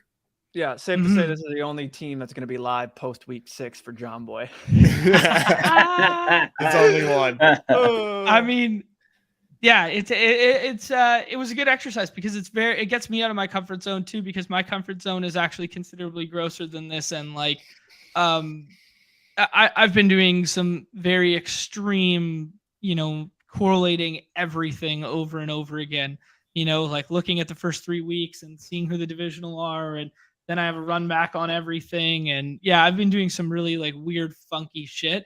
And this was kind of like a good, like, maybe I'm going a little too far with the gal brain stuff and dial it back in and just, hey, get a couple clean stacks, get some good contingent pieces around it, and then just see who the highest scorers are for each week of this contest, and maybe I'm in contention. So yeah, I don't know. That said, we're wrapping up here. John Boy is joining the OWS crew for our Industry Experts series on Friday. We're recording it tomorrow, and John Boy and I are going to be talking about theory, and we're going to hear John Boy talk about his side. So we have not spoken. You got a little like sneak peek into my process. So we're going to hear from John on the 1 week season Industry Experts series. That'll be released on Friday morning. So look for that. Good luck with that. Season YouTube channel. Yeah. These guys have heard it. And they're like, oh my God, this guy's brain's broken. This guy's got some takes, that's for sure. Let's go, dude. Oh man. That was great. I know you got to run, Mark. If the boys have like 10 more minutes here, I would love to just set the scene for double dribble. If you guys are good. Yeah, I'm not going to draft anymore, but I will. We can. No, talk we about won't it, draft it. Mark, Yeah, we don't have time to draft. Good shit, Mark. Appreciate you. Pleasure as always. Brother. Yeah, man. Until Thanks, next time. Yeah, for sure. See you guys. See you, buddy. Peace out, brother. Yeah, When Hoops. First When Hoops of the year. When Hoops, now Hoops. First things first, boys. I think I've done 5 of them now because Hoops guys got to get in there early. What were your guys' initial reactions to the new structure? Kind of fading silly season and stuff like that. What did you guys think? I mean, I think it's all right. I think this. My first response for it was just to shorten the season and have the same structure. I think that would have been fine if you shortened it. And to hear Rudman come out and say that was an option and that they were thinking that, it's interesting. But I know a lot of the pushback. There's been a lot of talk about how a lot of people don't like the format. It just ruins it. It goes to a redacted site. If I want to play on a cumulative style format, I'll go here. But I think it's interesting whether or not to go into the intricacies of everything and break it down, but I don't mind it. I'm definitely still going to be drafting, and I whether or not they did this or shortened it to try and alleviate the silly seasonness and basically optimize for the championship. And OKC has 3 more games than everyone else, so get all the scrubs you want on that team because you don't even know who's going to be played and optimize for this. That wasn't fun for me personally. So yeah, I kind of agree. I like this. I mean, it's just I don't mind it at all. And just to say, if anyone doesn't, go check out Rudman. He said that this most likely isn't going to be their only contest. So it's definitely not their only contest. That's why it's only 56K entries. Like this was their initial thought process, how we can eliminate silly season, how we can still have a fair competitive contest deep into the season, but with fading all the rests and the designation and stuff like that. Nez, did you have similar thoughts? I like it. I think it makes a lot of sense. Like with the way that the NBA works and the fact that it's, not a very good product a lot of the time, like I think like 50% of the time you get a good product of the NBA because of the fact that so many guys rest and toward the end of the season, so many guys get shut down. It made a lot of sense to make a tournament that's structured like this. And they're going to give the people that want, the playoff style regular season, like Numi said, and Rudman has alluded to that. There are different formats coming, but why, like, especially in NBA where schedules can vary so heavily and projections are so airtight, like Chip's bringing up about optimizing for games played in 7th inning stretch. Difference in games played in NBA versus MLB, it's night and day. The difference, like right, in a game played, like like you straight up, like if we had like Nikola Jokic and he only played 3 games in the finals, but like Numi said, like the Thunder play like 5 games, like that type of discrepancy. Like I don't want to have to think about that. I want to just draft the best teams possible. And I think that this is a contest that allows you to do that for the NBA. I get people enjoying their traditional styles of best ball, but for me and the way the NBA works in this day and age, this makes the most sense. Right. And the difference in baseball in that is like the difference in schedule is like 2 to 3 games. And that's only 12 plate appearances that can easily go 0-4. It's not guaranteed points. Whereas like in NBA, if you get 1 extra game, that's an added 60-point floor, like, for certain players, right? Like certain player types. So I see it both ways. I think it'll be fun to get into the nitty gritty of contests like that in the future. I prefer this style to start. I'm not sure where I'll end up when we do both style contests or whatever. But I think the big takeaway is it's cool that they're doing something new. It's cool that they're reinventing the game because they saw a flaw in the game last year. Yeah. And then, and they're just being progressive about it, right? And I'm a fan of it. I am a fan of it. So, and then I just kind of want to talk initial reaction. We don't necessarily have to do. I mean, I put out a tweet yesterday of a couple like 5 minutes in like rankings that I liked and guys that I thought were kind of like mispriced. It might be cool if we do that. But for those who have never been in the streets before, who just draft in like drafting for the very first time, blah blah blah, where is the positional scarcity? What should the roster construction and or limitations most likely look like? I mean, for me, I immediately saw just bigs, and the way that I did my first couple of drafts was it was either if I don't get one of these, if I get an elite big, I'm going to kind of be fragile in that. And if I don't, I'm just going to punt it and kind of just kind of get volume at that without putting a lot of capital into it. But after doing a couple of these, I can see that for me, guard falls off a cliff a little bit once you get past a certain. I mean, maybe after like pick 100, sure you can find some guys there, but in terms of these ultra stars, for me it just seems like guard can kind of fall off a cliff. The way I've been playing it, I don't know what you guys thought about that, but yes. The way that I've always found these type of best ball contests to be played is to just like I like going elite big. I rarely punt big in these contests, and because you can at max start 2 in a lineup, so I really like getting my bigs. They project really well in this contest just because of the way that the scoring works, and getting a guy that can accumulate blocks, can accumulate boards just like night in and night out, and then throw shit at the wall elsewhere is what I will likely be doing. And I think, sure, guard does indeed fall off a cliff. Man, I see cliffs just in this pool. I'm not drafting, by the way. I just had to. I'm sorry.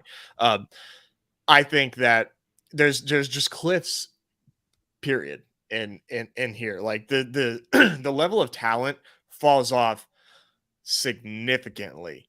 And and that's like the nature of NBA. So finding these guys that go late after like starting lineups are generally filled out are going to be really important. I don't really have anybody like identified like that just yet. I think I've been drafting. Good. I've been drafting contingent guys that like with the late guys. Like Newbie showed us one with Nas Reed. I did a B-ball Paul one. Where it's like I did 4 bigs where I punted big, and then you just take B-ball Paul at the end there. If Embiid misses time, blah, blah, blah, they just gave him the bag.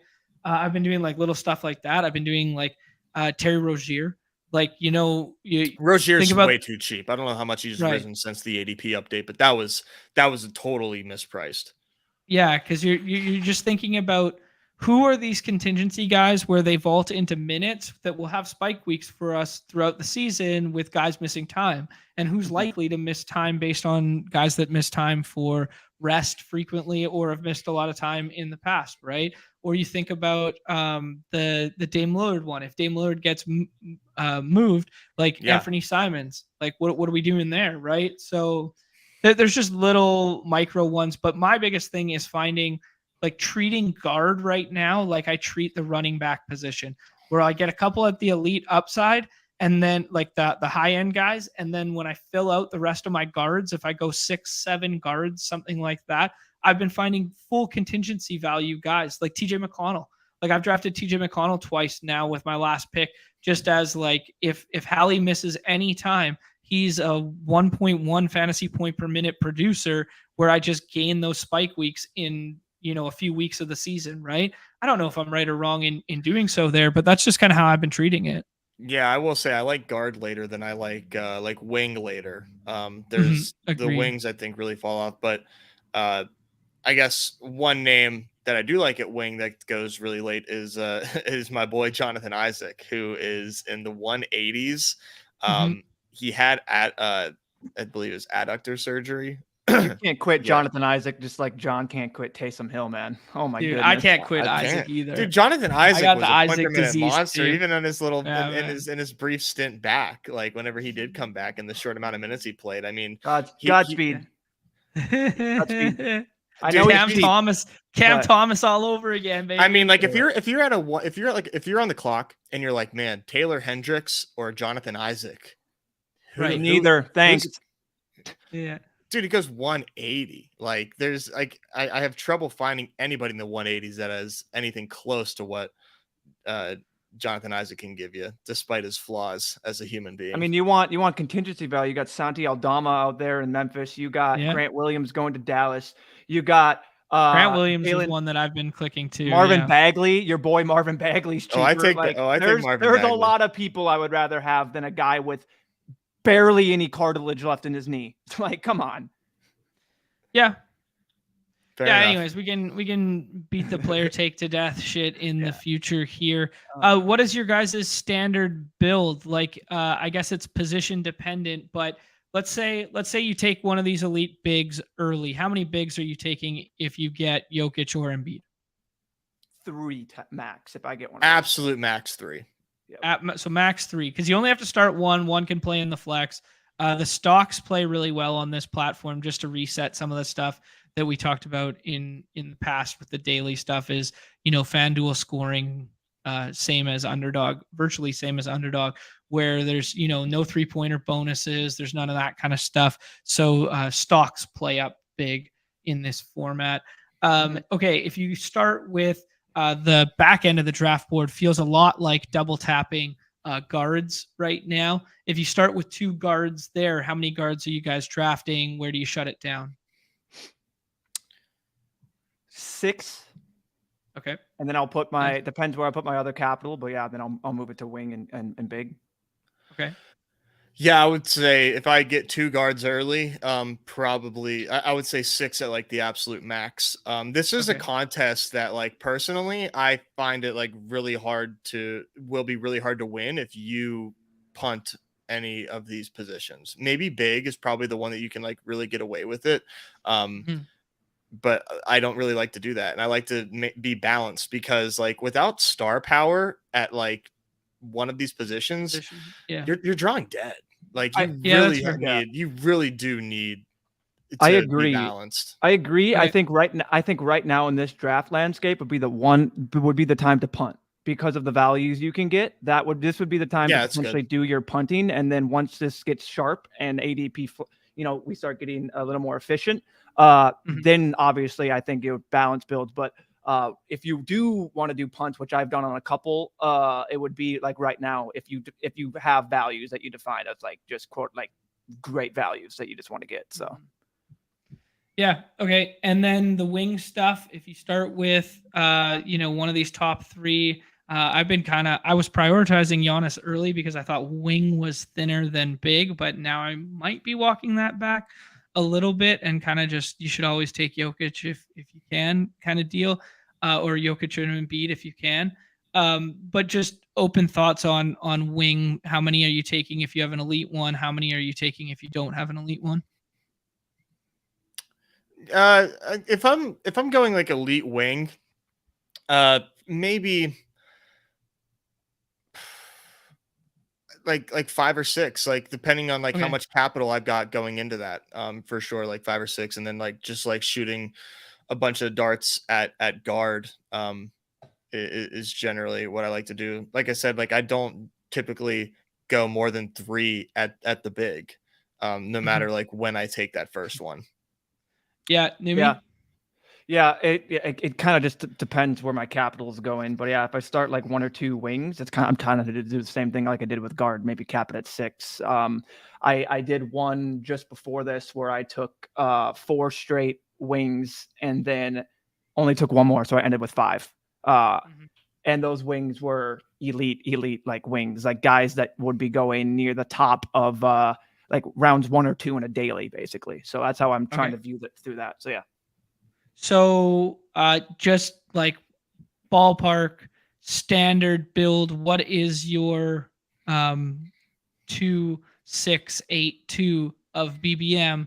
What is it in this so far for you guys? 7.63.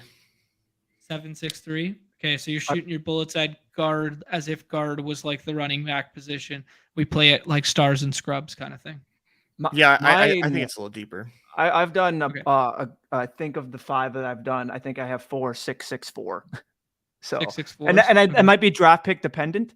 The way that for sure the way that I is. got my because my 1-3 was a Joel Embiid team. So, but that's just the way they've gone. So, okay, cool. Yeah, I like a couple of shouts in the chat. I do like the Kyle Kuzma ADP right now. I love the Walker Kessler ADP. It started at like 80. It started at 81. I wonder if he's made it up into the 70s yet. Yeah, now he's at 73. Yeah, that I really like. The Walker Kessler ADP was. I mean, Walker Kessler has a chance to be a top 10 big in this league this year. In this format, I mean, there's find me a player that fits. So, but. That fits more in this format, but yeah. Yep. Okay, before we do, we'll do drafts and player takes and stuff like that in the future. Maybe as soon as Friday, we could sneak something like that in. The big pressing question is, where should Wemby go? Final one. I don't know. Nobody knows. That's the beauty of it. I don't fucking know. I think the hype brings them near. Like the hype will put him inside the top 24. Yeah. So if you want him, get him now because he's already going there. Like he's already went up. But I don't know. I don't know because I think that's the one unicorn where it's like if I start with Wemby, I still might do 4. Maybe that's silly. I don't know. That's probably really silly. So no, I don't know. I think he goes early third. Early third. Okay. Wemby or Zion? Wemby. Zion. Wemby or De'Aaron Fox? De'Aaron Fox. Yeah, same. Wemby or buckets? Wemby. Wow, I'm surprised you guys had to think that hard. Wemby because I think Dame's going there. I think it's. I would go Wemby. Okay, sure. Yeah, you're buying that. And Wemby's got blocks and stuff. That's the thing is I think if Dame goes there potentially, like it just adds another star. So I'm trying to play. Yeah, we won't get into that, but yeah, Wemby. Yeah, cool. Okay, we'll do some more strategy talk in the future here. And we will be back tomorrow on the Underdog HQ channel. We'll be talking baseball tomorrow. And then Friday, I don't know, maybe Numi, are you going to try and sneak in an after dark to do some of the golf stuff or? Potentially I'd have to do a little more research and all that. I was honestly just going to toss in a couple. So we'll know. Well, I'll let everyone know if it happens. It happens. But curious. Yeah. If not, good luck to everybody who's got an albatross sweat this weekend. Should be some nice, fun rounds of links golf out there. Your boy's going to be back out there swinging the sticks this weekend, going away again, boys. We got to get some sticks in here. Any parting words, gentlemen? Nez takes. You got Nez takes. Nez takes is live. Nez takes is live. Yeah, if you want to check that out, I'll be in the baseball streets. For the main slate? Yes, sir. Oh. Yeah. Just the early slate's already kicked off. So, dude, I don't forgot know if you guys saw about the Orioles and Dodgers. No, you saw the Orioles forgot to put on the freaking tarp last night, and it rained, so they delayed the game. And right now it's still delayed, and anyway. But yeah, they might not play. Oh, fun. Great stuff. Good thing I have no swap rankings and fell asleep in half my drafts. Numi, anything? Are you going to do Clubhouse today or no? Potentially, yeah. If it does, you'll see it on my Twitter. Stay tuned. So I'm not 100% sure. Up in the air. All right, beautiful. Do us a favor, hit that like, hit that subscribe, that follow, that notification bell on your way out the door. We had like 65 of us in here at one point, and those likes just did not line up. So do us a favor, amend those people. Come on, do it for the good of the Badge Bros brand. We want to stay around. If you're not playing on Underdog Fantasy, use promo code MLB at sign up. 100% match deposit up to 100 USD. On behalf of Numi, Nez, myself, we are the Badge Bros, and this is everybody's favorite time of the show, the end.